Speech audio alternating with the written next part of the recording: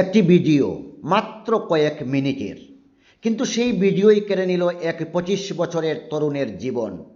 পার্বত্য ত্রিপুরার ধর্মনগর। অভাবী সংসারের একমাত্র রোজগেরে ছেলে প্রসেনজিৎ সরকার, পেশায় একজন ডেলিভারি বয়।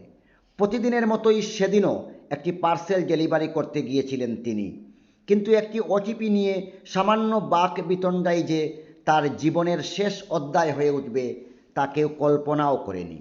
অভিযোগ, এক তরুণীর সঙ্গে কথা কাটাকাটির পর পরিস্থিতি ভয়াবহ রূপ নেয়। তরুণীটি নিজের 4 সহযোগীকে সঙ্গে নিয়ে প্রসেনজিতের কর্মস্থলে পৌঁছে তাকে মারধর করে। সেই নির্মম দৃশ্য ধরা পড়ে সিসিটিভি ক্যামেরায়। এখানেই শেষ নয়, জোরপূর্বক প্রসেনজিৎকে দিয়ে ক্ষমা চাওয়ানো হয় এবং সেই অপমানের মুহূর্তের ভিডিও ছড়িয়ে দেওয়া হয় সোশ্যাল মিডিয়ায়। একজন গরিব যুবক, কিন্তু আত্মসম্মান ছিল পাহাড় সম। প্রসেনজিৎ কাতর অনুরোধ করেছিল ভিডিওটি যেন প্রকাশ না করা হয়, কিন্তু তার সেই অনুরোধ উপেক্ষা করেই মুহূর্তের মধ্যে ভিডিওটি ভাইরাল হয়ে যায়। শুরু হয় হাসাহাসি, কটাক্ষ, বিদ্রূপ। একজন মানুষের আত্মসম্মান যেন প্রকাশ্যে ছিন্ন ভিন্ন করে দেওয়া হয়। সেই রাতেই বাড়ি ছেড়ে চলে যায় প্রসেনজিৎ। পরদিন ভোরে পার্শ্ববর্তী জঙ্গল থেকে উদ্ধার হয় তার নিথর দেহ।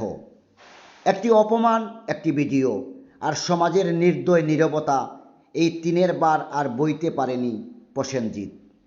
আজ প্রসেনজিৎ আর নেই। নেই সেই ছেলেটি যে নিজের কাঁধে তুলে নিয়েছিল পুরো পরিবারের দায়িত্ব। এই ঘটনা শুধু একটি আত্মহত্যার খবর নয়, এটা আমাদের সমাজের চোখে ধরা পড়া এক নির্মম বাস্তবতা, যেখানে ক্ষমতা, অহংকার আর ডিজিটাল উন্মত্ততার কাছে বারবার হার মানে মানবতা।